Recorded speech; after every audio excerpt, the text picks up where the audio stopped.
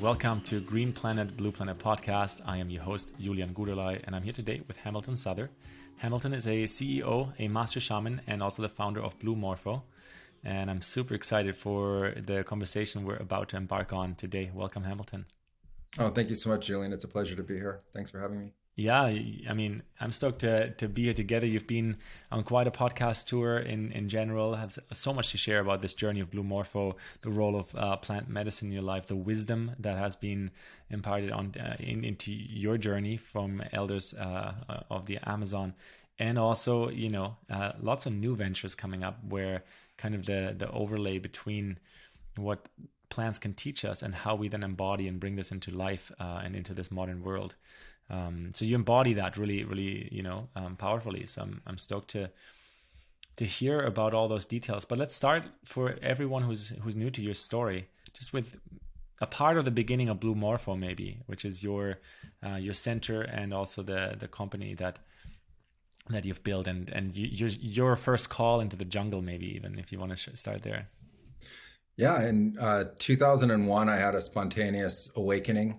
And through that process, I was called to the Amazon and really to embark on a major plant medicine journey. And it was, a life-changing, life course-changing and direction-changing moment for me. I went into the Amazon pretty incredulous, thinking, is it true that there could be an apprenticeship waiting for me? Is it even possible? How could this happen?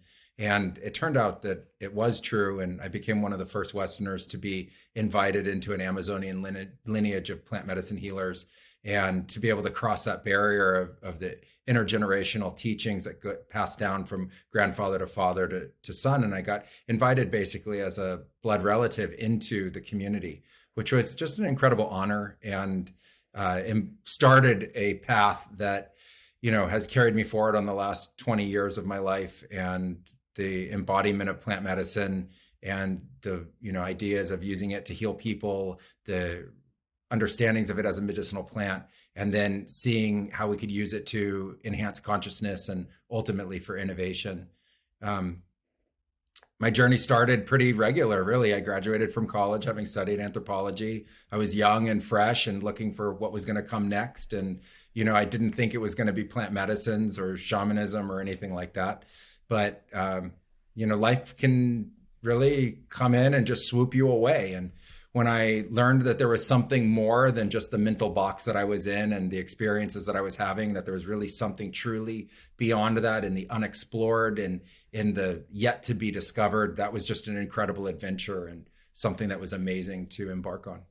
Yeah, I bet. I mean, for a lot of people in the West, and, me included, I grew up in Central Europe, plant medicines are a pretty distant topic and tool. Like, many of us don't have any framing or connection to it. Obviously, there's been a renaissance in the last even just 10 years. I mean, 20 years for you, and in the last decade or two, I guess.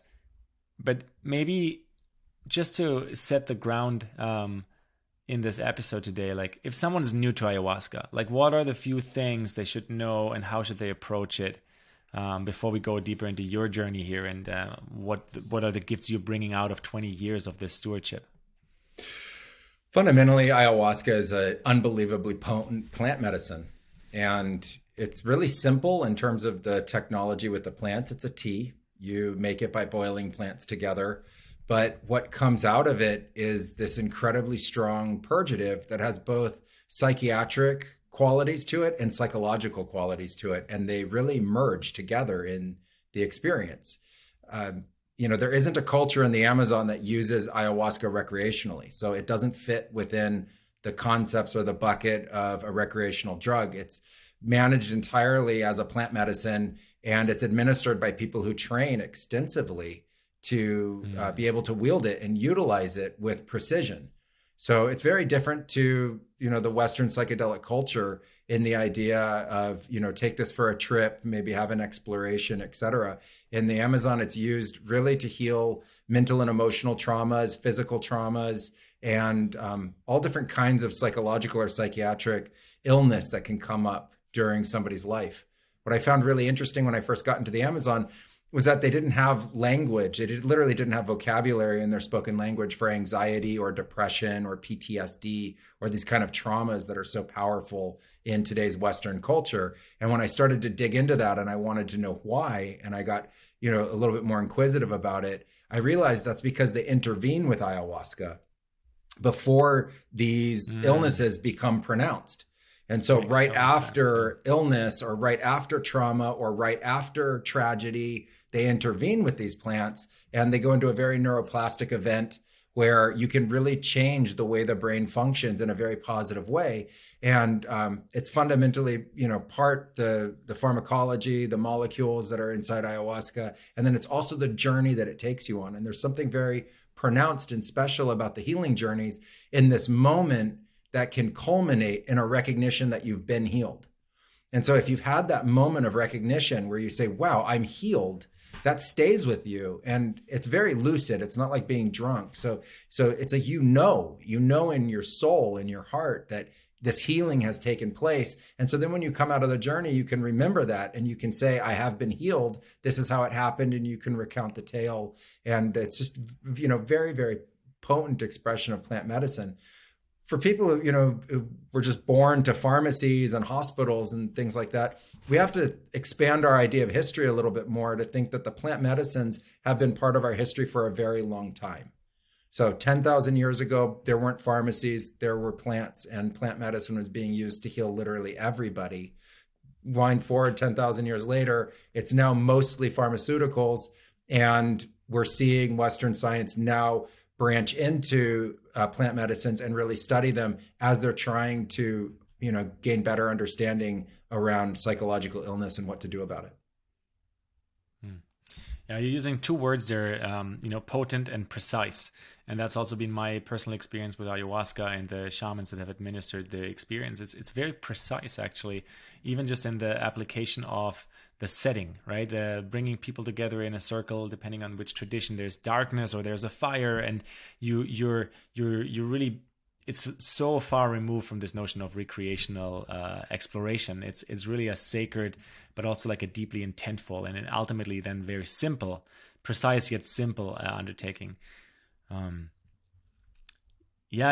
For you, it's taken over in a whole other level than for most people, because you were literally called into the Amazon, right? You've had this 20-year journey now of being trained as, as you mentioned, like a shaman in the lineage of Don Julio and his family. Fast forward 20 years later to where we're having this conversation today, Hamilton. What can you tell us about the gifts that you've brought back from these interactions with the plant? Because I understand it like this, that like kind of level one for many people, it is to heal, to purge, to interact with some of these traumas or anxieties.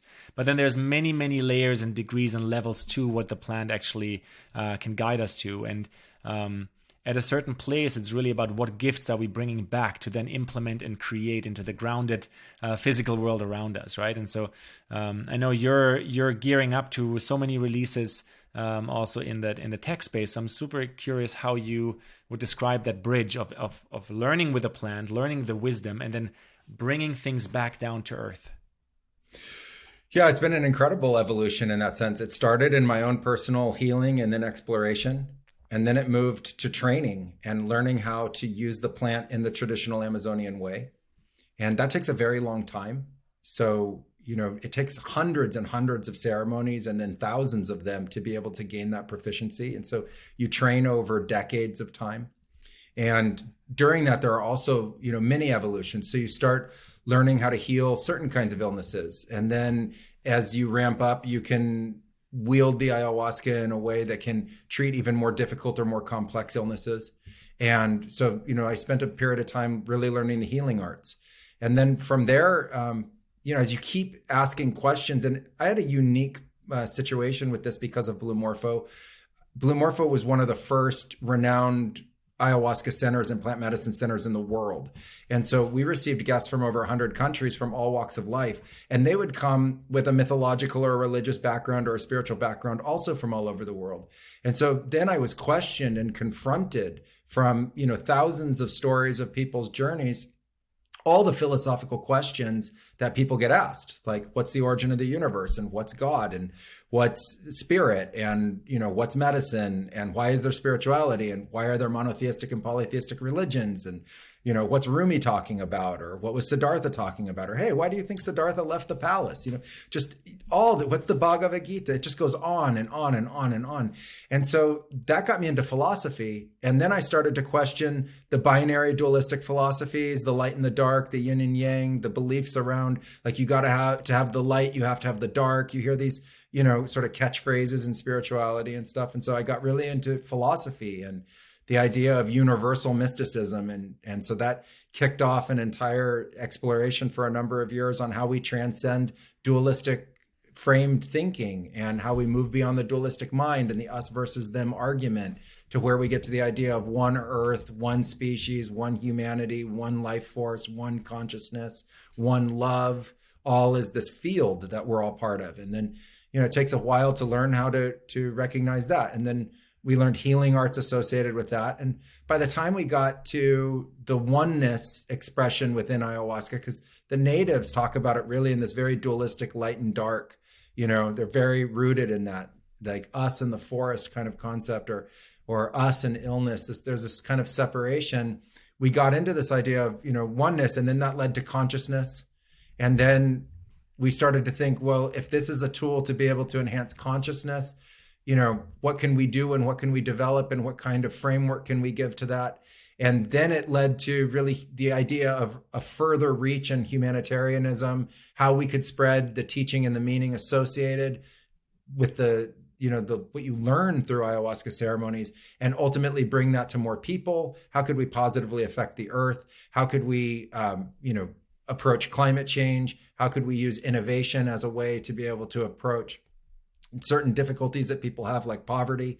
And we got into the innovation side of things, really utilizing the medicinal plants to create, to innovate, to invent, and then bring that truly back into tech projects, into crypto, blockchain, NFT projects, into climate change projects that were focused around renewable proteins and renewable food sources for what will be really a massively expanding population here to 2050, 2080. Right on. Yeah. I love how you just kind of fast tracked us through that succession of stages that you went through personally, right? Again, like we talk about this often on Green Planet, Blue Planet. One layer is the understanding, the knowing, the intellectualization, the conceptualization. But we're getting a concept from Hamilton here, but he's actually been on the journey of living that, embodying it, testing it, getting challenged, right? Upgrading it. And so at the end is this notion that there's innovation to be brought through the wisdom of the ayahuasca. For all of us listening, it's like a fast track, but really to embody that and to truly understand what it means, I think it takes those hundreds or thousands of hours, right? To really master one's own craft like that. But let's talk about specifically ayahuasca and innovation, and also this idea that plant medicines are separated from, let's say, consciousness, or are separated from technology, right? As you just explained, it isn't quite like that. In fact, it all informs each other, and there is innovation that wants to come onto the planet, into the human realm, into the organic realm, that we as humans are stewarding. And so when we are in the space with ayahuasca, we get insights, we get connection to this kind of innovation. Absolutely. I mean, first, when you see ayahuasca, you realize that there is an interface between you and everything around you. And what can seem inanimate becomes animate and alive. And you lose the separation that you feel between yourself and nature. And typically what people start to see in their visions is a kind of pixelation and then a kind of sacred geometry that is intradimensional, and it's multidimensional, and you can see it between you and other participants. You can see it literally eyes wide open. You can see this sacred geometry, sacred fractals, sacred patterns, and we learn to navigate them. We learn to ride them, and they can be really like a surfer rides a wave, and they can be very, very intense at different times. But what they do is they push consciousness. They push the mind to places that it doesn't, hasn't been before or doesn't really relate to, and it's very fresh and it's very new, and it creates these massive imaginary and massive awakenings or openings that allow you to bring in information that you never had before. And so, when I started to learn more about blockchain technology, we had guests that were coming that were very early in Bitcoin, and then they were very early in Ethereum, and then very early in NFTs. And they were describing the nature of the technology. And I was looking around me in the ayahuasca, and I was seeing that what I saw in ayahuasca through the forest itself looked just like a distributed network. It was built on literally exactly the same kind of mentalizations and understandings. It had exactly the same logic behind it, that the forest was its own decentralized network, just like a decentralized computer network could be. And that there was a direct link between the fundamental geometry that we saw in nature and the fundamental geometry that was being expressed through the blockchain technologies and also Web 2 cloud-based technologies. And it became very interesting to me because in the vast study over the 20 years, I realized that in science, we've pulled a lot of our understanding from the natural world. So a lot of the shapes that we use, like hexagons in space engineering, has to do with the strength and the lightness that can be created through those different shapes, and that we learned about those from different kinds of insect hives and stuff like that. I realized there was this tremendous connection between what we saw in nature, what we saw in fundamental geometry, and then how we applied that to technology. And geometry really became the language as the bridge between technology and what we see in the plants. But then there was one other discovery that for me was just fundamental and really amazing, which is that I realized that the core logic that the natives used to understand ayahuasca and to understand their lives, like the logic that underpinned their oral traditions, histories, and stories, was written in Boolean algebra. And Boolean algebra, literally the if-then statements of Boolean algebra, is what's used as the logic matrix to be able to describe computer science. And when I saw that, it was like the ultimate light bulb went off, that this logic that had been used to describe the plant medicine in the form of natives was also being used in a very incredible, very intricate way in the form of communication technology, but built on exactly the same structures of logic. And that gave us the bridge to be able to walk into technology and then start to be able to create technology, be able to, talk with coders, et cetera, and be able to take what we saw as blueprints and ideas from the ayahuasca ceremonies directly into technology. So in other words, would you say the banking system of the future is ultimately the banking system of the forest? I think that's a good way of saying it. I think we're going to ultimately learn that the systems that we're working with now are arcane, and they're based on concepts and philosophies that we're going to outgrow very quickly. And that's part of natural evolution, and that's something to embrace, and that it's okay. And I think we're going to ultimately understand that nature is our source. And instead of thinking that there is us and nature, we're going to realize that we are nature, and we're going to be able to design all of our systems around that in a kind of harmony. And the accounting systems and banking systems hopefully will get redefined into what I think they were originally intended for, which was a way to be able to account for what we're doing collectively as a species, and won't be used so much, I think, in terms of expressing social hierarchical differences and the ability to consume. I think if we don't move beyond the matrix of the financial systems and then the consumption systems, you ultimately consume the planet to an evolution that you can't sustain, or systemic change. We're already at that point, sustain. Right? I mean, for sure. The shortcut through a lot of the political jargon of the zeitgeist of this times we're in. It's just like we're already at this point, and more people are, having, as you said earlier, like spontaneous awakenings simply by looking at what's going on, realizing, well, obviously the 8 billion people cannot live like North Americans. That would be disastrous to the ecological health, to our mental health, right, to our social health, and so. It's not that we're too many people, in my personal point of view. I don't buy that narrative. I think it's just that we're doing it in a way, as you said, that's archaic. And once we realize we are nature, then everything becomes possible again, right? And I find this a super exciting conversation, because so often it's about like, let's say with the ayahuasca, about this, is this the right thing for me, or is this something that like plays a role? But really, the ayahuasca is an intelligence, a consciousness in itself that is finding its way into certain humans to then bring through this innovation, as you're just explaining it. Would you say it similarly, or how do you see this consciousness of ayahuasca connecting to who we are as people at this point? Absolutely. I think many plants share in consciousness, potentially all of them. And if you think of all the plants together as one organism, one massive bioorganism, they have to be communicative.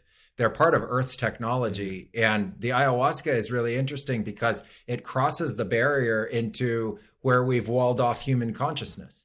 And so, the idea, at least in the mythology of the Amazon, they say there's a time in the past, they don't say how long it was ago, where everything that was alive was able to communicate.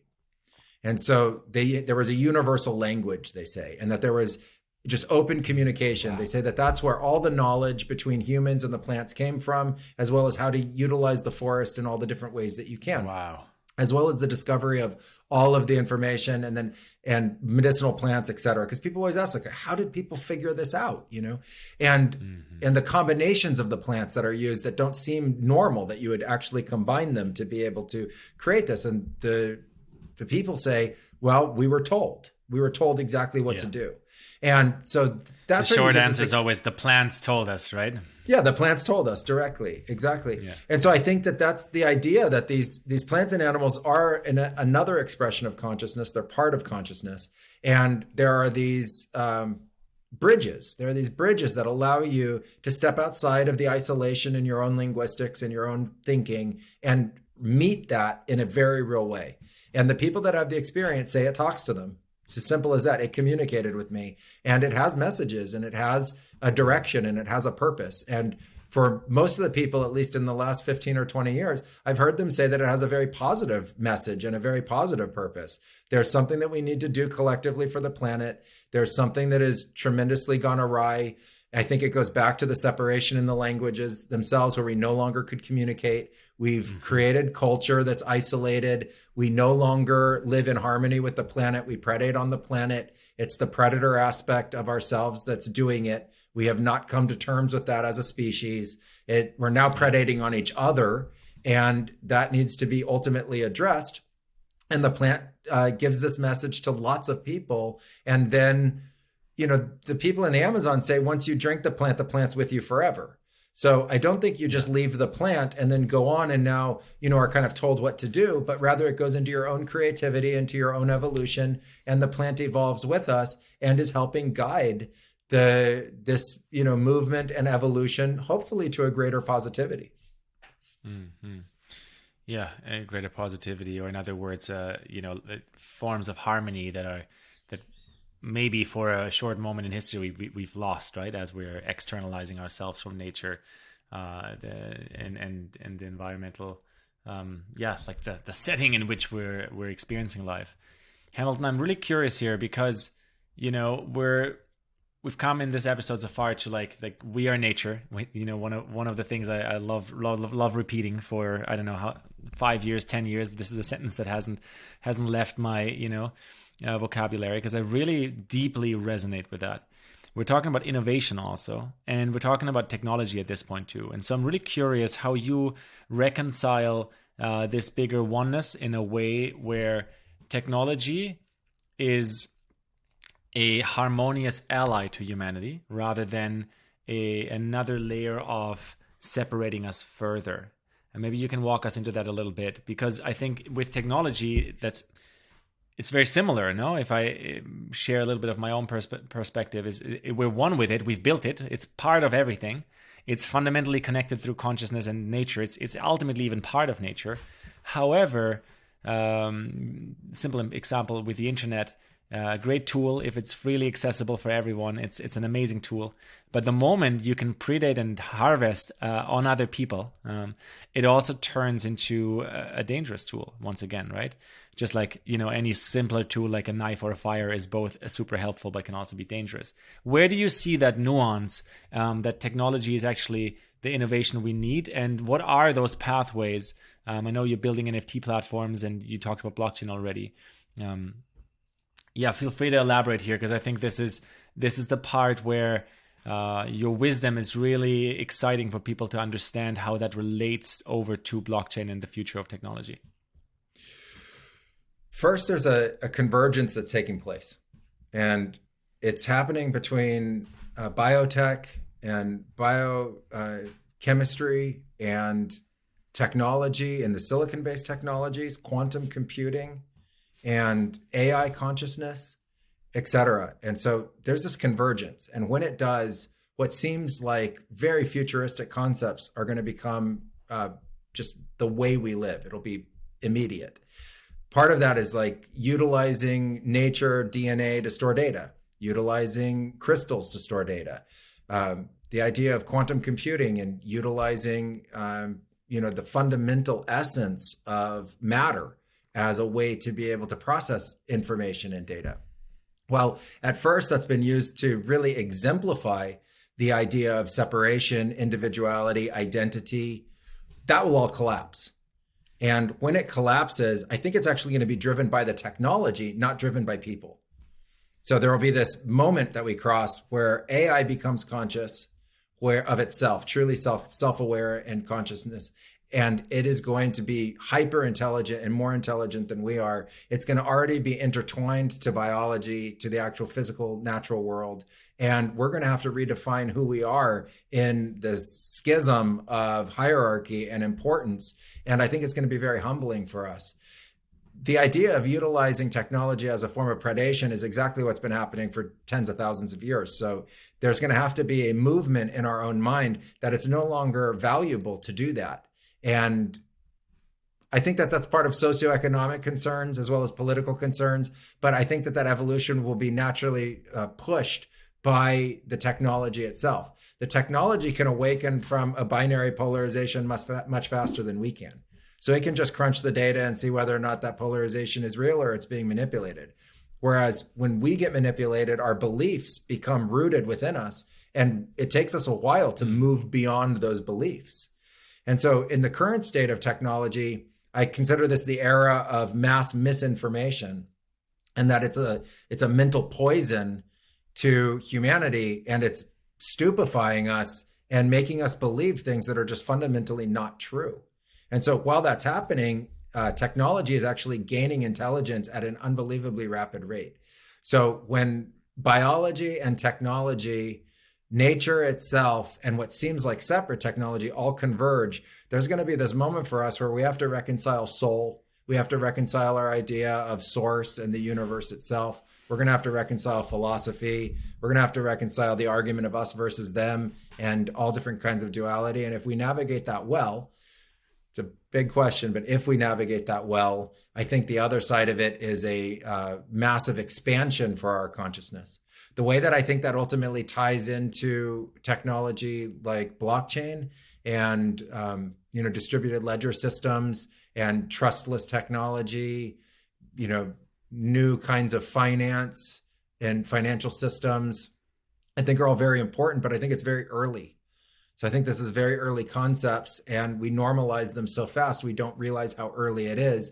I think what's happening is a great social experiment where people are redefining how they want to interact and how they want to use technology to interact in that way.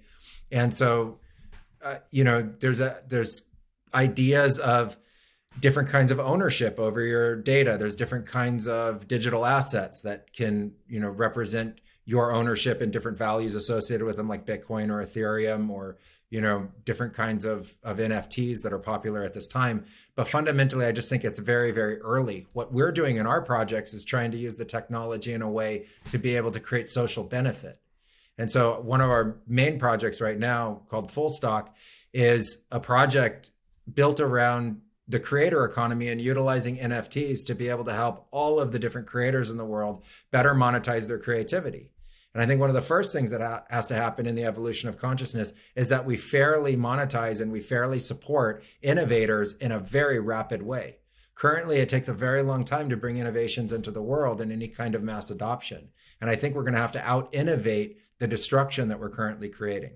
So we want to infuse the creator economy and help the creator economy through NFTs and tokenizations to really own themselves and really be able to fairly monetize the nature of their creativity.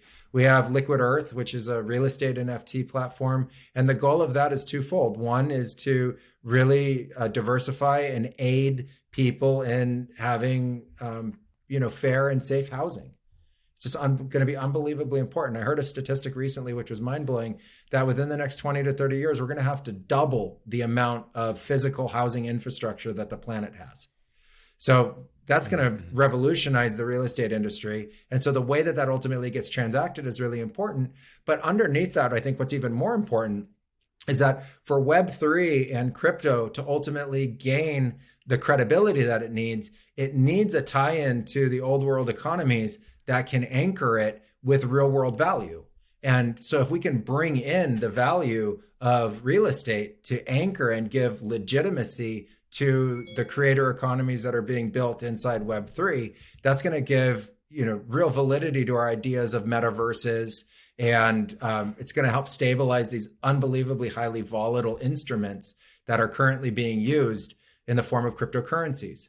So, in the last bull market, there was this huge expansion around real estate NFTs in the form of metaverse NFTs, and the price goes up tens of thousands of percent and it goes down tens of thousands of percent. Well, if we bring in real world asset value to be able to back those metaverses, the metaverses can gain their own economic stability. And then you can have more stable expressions within the metaverse. And then you can also have more volatile expressions, which creates a healthy economy. And so I think all of these technologies ultimately dovetail together. They start working together as we as people start working together. And I think what's going to force us to have to confront that is artificial intelligence, quantum computing, and then the use of nature as part of information technology. Interesting. Yeah, wow, you went over a lot of information there really quick, but I really appreciate it because I see your passion and the drive with which you're understanding the complexity that's going on there. So when it comes to the connection, you said this very interesting sentence, the connection between the blockchain evolution, the digital currencies and the current old world financial system. Where do you see a healthy connection between the two of them? Because right now we have a federal banking or federal reserve system that is ultimately continuing the same loops of domination, hierarchy, and even all the way to corruption. If you think of it, it enables it, right?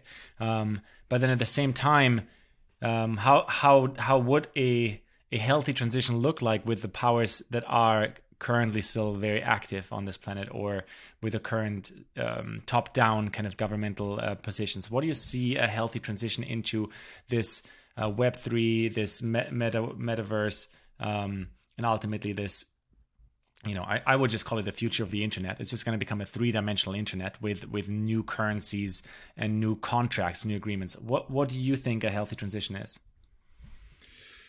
Well, cooperation would be a healthy transition instead of competition. But competition is going to fuel the transition regardless. So power hierarchies are all about maintaining power over a period of time.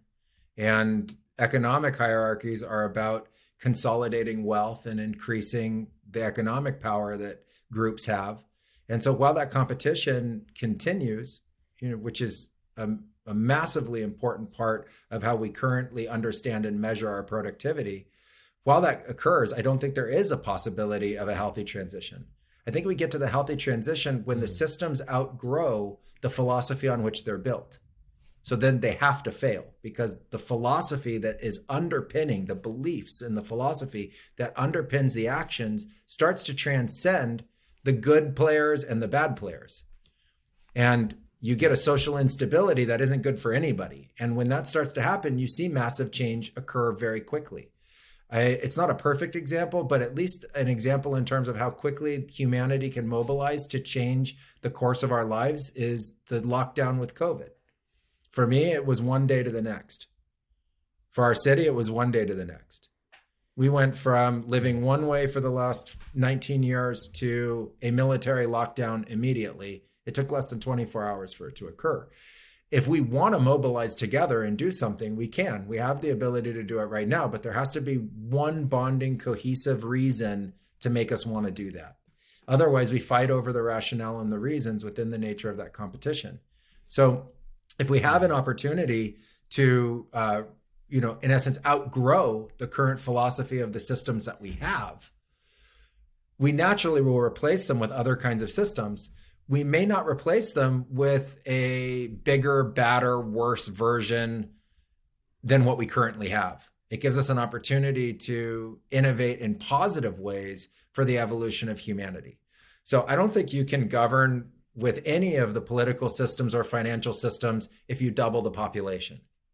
I just don't think they hold up. The scaling issues alone, the food production issues, the energy production issues, the effect on the climate, et cetera, brings in so many variables and anomalies that we have an inevitable problem. And so I think at the time when things become critical, we'll react to that. The species is very reactory. It reacts instead of being proactive. So innovators innovate. It's a very proactive expression of our consciousness, but most people are held in a state of reaction. And so for the masses to adopt new ways of doing things, they need to be given the permission to do so, and they need to be given the appropriate education to understand them, and they need to have a rationale to, in essence, update. It's not easy for us to make those changes. So in the short term, I don't think we're going to make those changes. There's going to be greater conflict. There's going to be regulatory, constraints placed on the good actors and bad actors. There's going to be the same polarity drawn. But I think what ultimately comes out of that is a much richer, much stronger expression of the technology, which then can ultimately be used to transcend that polarity. Interesting. I want to loop back to a sentence you said that I found very interesting in that context. This is out-innovate the level of destruction that we're currently, still employing all over the planet through the economic systems we're running on, right? Think of food production, for example. I personally happen to believe that the future of food can really not be a future of genetically modified objects that are like perpetuating food deserts in cities and making people like completely, just needing those supply chains that are global supply chains that create more destruction, that create more pollution, that create, right? So how do you see that nuance of, bioregional intelligence? And as you said, like stepping out of the reactionary ability, to me also seems something that needs to come from healthy communities and bioregions. Would you agree with that? I do. I think the beauty of the era of globalization is that it has normalized all these different cultures that before were very exotic. And so now we can get information about what's going on all around the world and about the cultures basically immediately.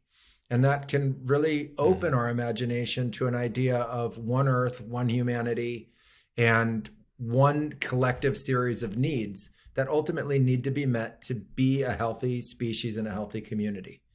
As part of that, I think we start to measure health in not how well we confront illness, but how little illness is actually being created, how little illness is being expressed.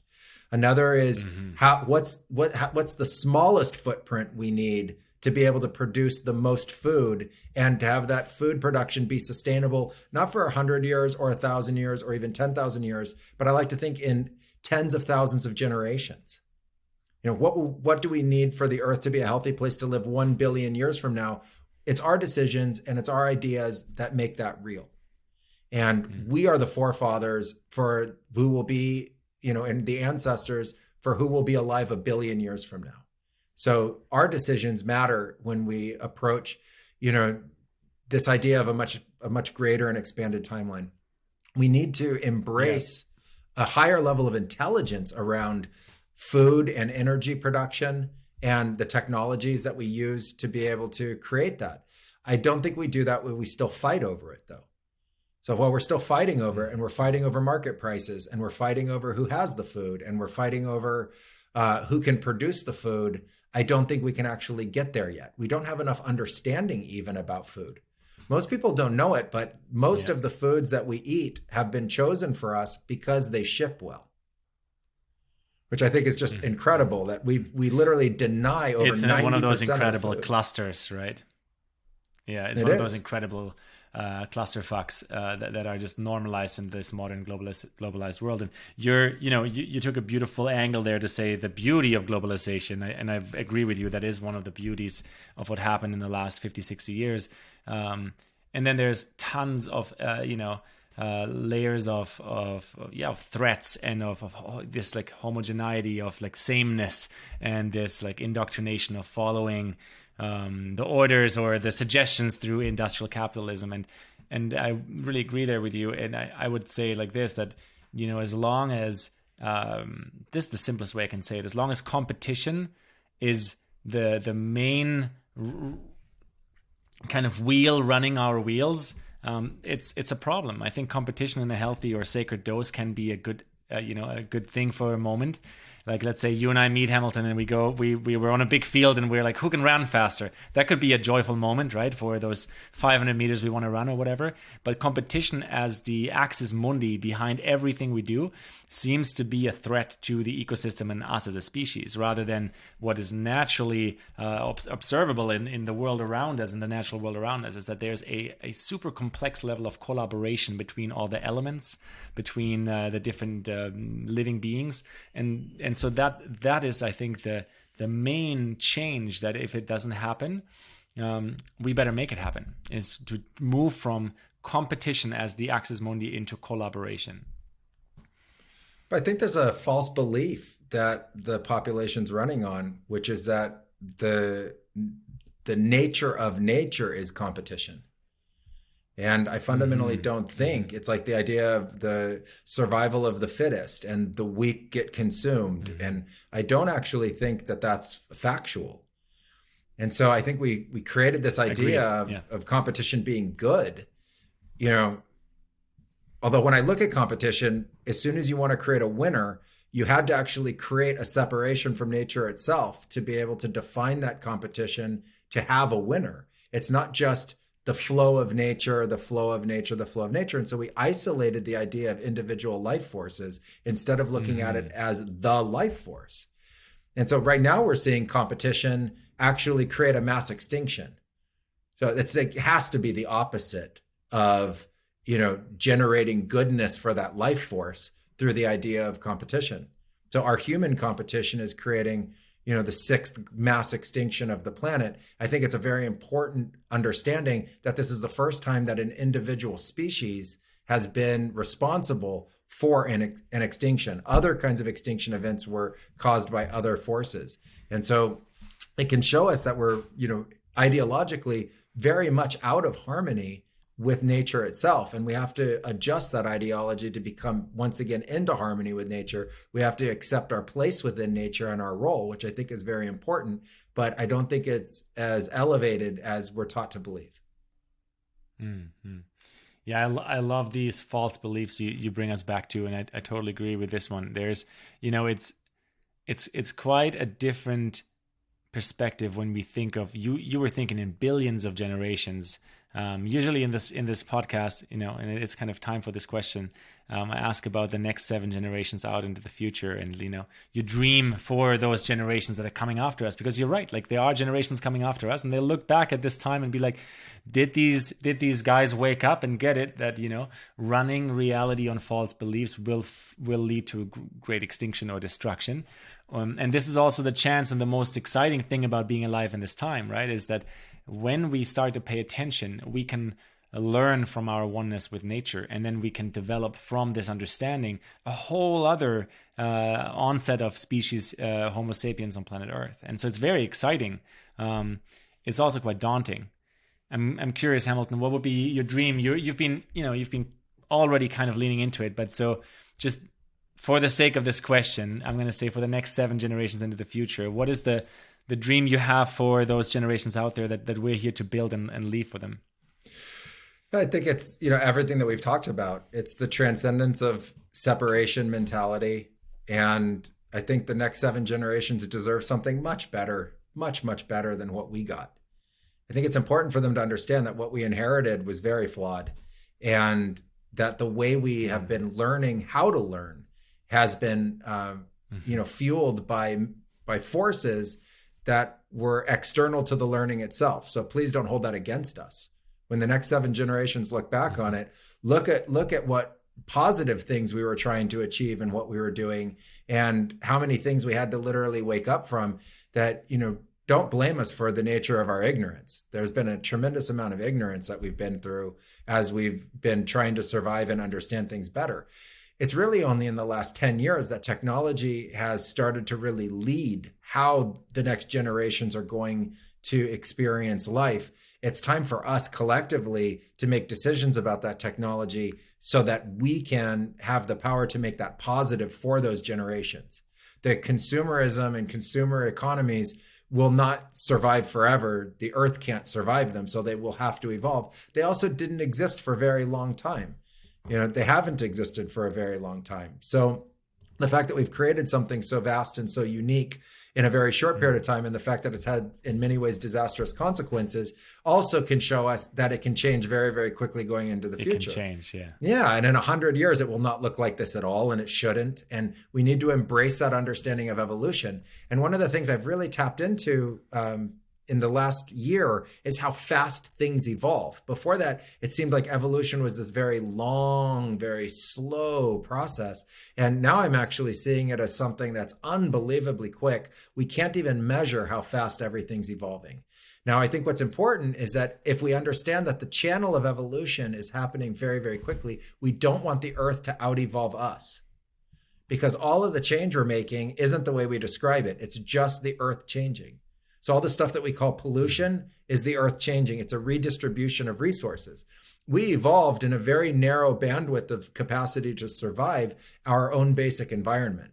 And so we can change the environment so quickly that we can no longer live within that environment. And when we do, as a species, we would go extinct.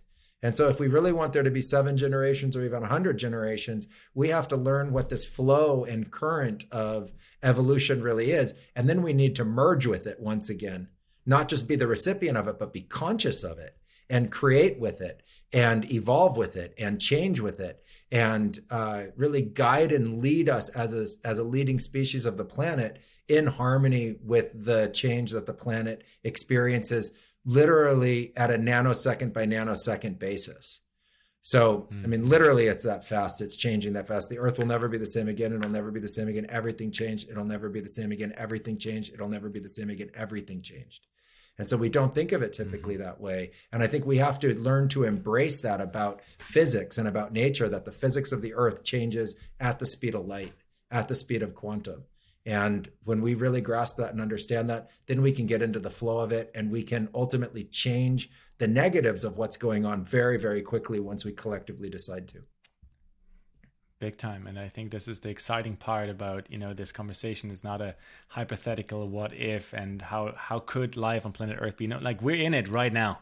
All of us are in it right now, and we're actually, this is something I love bringing back even at the end of an episode. Is like we are co-creating each moment together, meaning, if you're tuning into this or tuning into something else, that is you creating it in your world, right? And same with us, Hamilton. Like whatever we take from a conversation like this, they will stick with us and will inform the next thing we're creating a second later, a day later, a week later, right? And so let's not underestimate also the power of us being in sync and in flow with this evolutionary impulse, because only, again, industrial capitalism is kind of holding us in this old template, but we don't have to necessarily play it like this. Even in this in-between that we're in right now, right? Where it's like, what are the next solutions that are coming up? And you're right, innovators will innovate.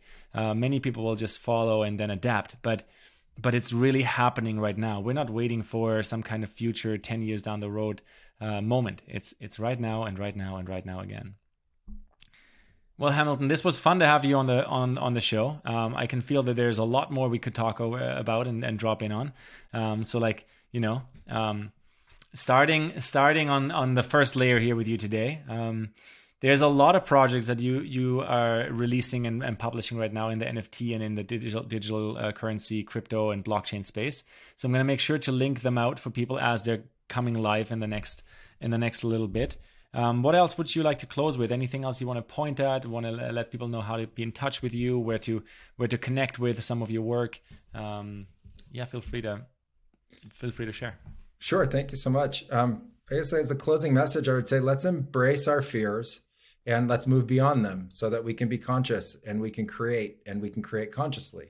And let's not be victims of what's going on in the world.